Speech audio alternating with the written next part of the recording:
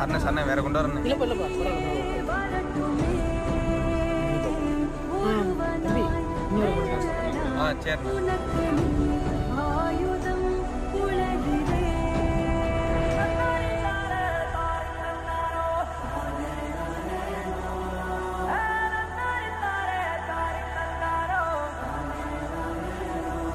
பகலே கனவா சாப்பிட்றோம்.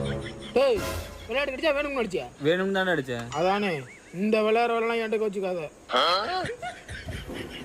இந்தாடா இந்தா இது கொண்டு போய் கொண்டு போய். அண்ணா நான் இது இப்போ நான் வைக்கிறது கொண்டு போய் வைடா, அவன் எதில் விழுந்தாலும் தும்பா.